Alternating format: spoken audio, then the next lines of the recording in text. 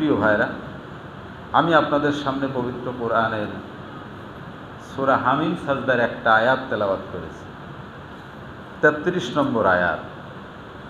পৃথিবীতে অসংখ্য মানুষ আছে, ছিল এবং ভবিষ্যতে থাকবে, আসবে যারা। সমস্ত মানুষের মধ্যে আল্লাহ তাআলা একটা চরিত্রের কথা এখানে বর্ণনা করেছেন, একজন মানুষের কথা, যে মানুষটা আল্লাহর দিকে মানুষকে আহ্বান করে আর নিজে ভালো কাজ করে, নিজেকে মুসলমান পরিচয় দেয়। এই মানুষটাকে আল্লাহ তাআলা সবচেয়ে ভালো মানুষ হিসেবে এখানে আখ্যায়িত করেছেন। সুবহানাল্লাহ। আমার প্রিয় ভাইরা, আমরা যারা এখানে বসে আছি, আল্লাহর এই মেসেজটা যদি আমরা আমাদের জীবনের সাথে একটু মিলাই, আত্মোপলব্ধিতে নিয়ে আসি, নিজে নিজের কাছে প্রশ্ন করি যে আল্লাহ তাআলা বললেন তার চেয়ে ভালো কথা আর কার হবে? এই যে তার চেয়ে ভালো কথা কার হবে, যে ব্যক্তির কথা ভালো, সে লোক ভালো না হলে কথা ভালো হয়? আমাদের ভাষায় হতে পারে, কিন্তু আল্লাহর ভাষায় কি হওয়ার কোনো সম্ভাবনা আছে বলেন? আল্লাহ যার স্বীকৃতি দিচ্ছেন যে তার কথা হচ্ছে সর্বোত্তম কথা, সুতরাং সে মানুষটাও আমাদের মধ্যে সর্বোত্তম, এই ব্যাপারে কোনো সন্দেহ আছে? আন উসমান রাদিয়াল্লাহু তাআলা আনহু قال رسول الله صلى الله عليه وسلم خيركم من تعلم القرآن وعلمه। হযরত উসমান থেকে বর্ণিত, ইসলামের তৃতীয় খলিফা উসমান রাদিয়াল্লাহু তাআলা আনহু বর্ণনা করেন, বিশ্বনবী বলেছেন খয়রুকুম মান তাআল্লামাল কুরআনা ওয়া আল্লামাহু, তোমাদের মধ্যে সর্বোত্তম ব্যক্তি সে যে নিজে কুরআন শেখে অন্যকে শেখায়। সুবহানাল্লাহ বলবেন।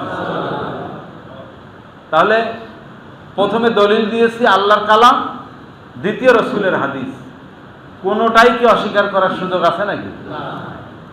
আল্লাহ তাআলা সূরা নিসার 59 নম্বর আয়াতে আমাদের উদ্দেশ্যে বক্তব্য দিয়ে দিয়েছেন, বিসমিল্লাহির রহমানির রহিম, ইয়া আইয়ুহাল্লাযীনা আমানু আতিউল্লাহা ওয়া আতিউর রাসূল ওয়া উলিল আমরি মিনকুম। এখানে আল্লাহ তাআলা আনুগত্যের কথা বলেছেন। 1 নম্বর কাজ আতিউল্লাহ, আল্লাহর আনুগত্য করো, আতিউর রাসূল, রাসূলের আনুগত্য করো, ওয়া উলিল আমরি মিনকুম, এবং তোমাদের মধ্যে কর্তৃত্বশীল ব্যক্তিদের আনুগত্য করো। আনুগত্য করো এর আরবিটা হচ্ছে আতিউ। এখানে নির্দেশ কয়টা? 3টা। আতিউ ব্যবহার করা হয়েছে কয়বার? 3 বার। আমি কি 3 বার বলেছি? আতিউ 2 বার, আর 1 বার আতিউ বলা হয়নি। আতিউল্লাহ বা আতিউর রাসূল, প্রথম স্টেজে আল্লাহর আনুগত্য, আল্লাহ বলছেন আতিউল্লাহ, আমি আল্লাহর আনুগত্য করবে, আর দ্বিতীয়ত আতিউর রাসূল, সেখানেও আতিউ শব্দটা আল্লাহ ব্যবহার করেছেন, রাসূলের আনুগত্য করবে। ওয়া উলিল আমরি মিনকুম, এই ওয়াও দিয়ে একটার সাথে আরেকটার সম্পর্ক স্থাপন করা হয়েছে। এখন এর অর্থ হচ্ছে এবং, তাহলে আল্লাহর আনুগত্য, রাসূলের আনুগত্য এবং কর্তৃত্বশীলদের আনুগত্য, এখানে আতিউ শব্দটা ব্যবহার করা হয়নি। আমার প্রিয় ভাইরা, এই বিষয়টা বলার কারণ হচ্ছে 1 নম্বর আনুগত্যের ব্যাপারে কোনো শর্ত শারাইত নেই। আপনি কোনো আলটিমেটাম দিতে পারেন না। আল্লাহকে কি আলটিমেটাম দেওয়া যায় যে আল্লাহ তুমি আমার ধানের ফলন কম দিয়েছো, আমি আগামী ধান ওঠা পর্যন্ত তোমার ইবাদত বন্দেগী আর করবো না? বলা যাবে? কোনো শর্ত নেই। আল্লাহ বলেছেন, ব্যাস, সেটাই আমাদের জন্য আবশ্যক।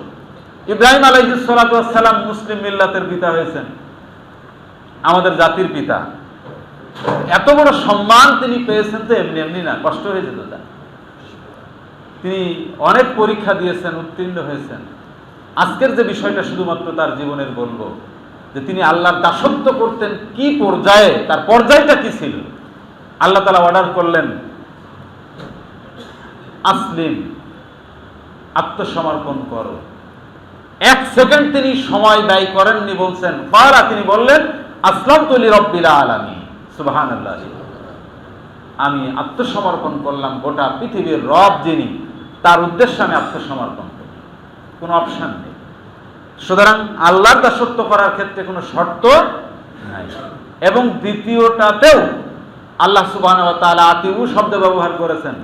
সুতরাং রাসূলকে আনুগত্য করার ক্ষেত্রেও কোনো শর্ত শারাত দেওয়ার সুযোগ আছে? কিন্তু 3 নম্বর ওয়াউলিল আমরি মিনকুম, তোমাদের ভিতরে কর্তৃত্বশীল যারা, তাদের আনুগত্য করার ক্ষেত্রে 2টা শর্ত আছে। কয়টা? 2টা। 1 নম্বর হচ্ছে মুসলমান হতে হবে। কর্তৃত্বশীল ব্যক্তি তো অমুসলিমও হতে পারে, পারে না? তার আনুগত্য করা কিন্তু আবশ্যক না, মুসলিম হতে হবে। 2 নম্বর হচ্ছে সেই ব্যক্তির জীবনে আমার আল্লাহর আনুগত্য, রাসূলের আনুগত্য থাকতে হবে। অসন্তুষ্ট হচ্ছেন কিনা আমি জানি না, কিন্তু বাস্তব কথাটা তো বুঝতেই হবে। আমার আনুগত্য আপনারা করবেন ততক্ষণ যতক্ষণ আমার জীবনে কি থাকবে? আল্লাহর আনুগত্য থাকবে, রাসূলের আনুগত্য থাকবে, এবং আমি মুসলিম হব। কোন অমুসলিমের নেতৃত্ব আনুগত্য করা যাবে না। এবং মুসলমান হওয়ার পাশাপাশি যদি সেই ব্যক্তির জীবনে আমার আল্লাহর আনুগত্যের কোনো ঘাটতি থাকে, রাসূলের আনুগত্যের ঘাটতি থাকে, তাহলে তার আনুগত্য করার কোনো আবশ্যকতা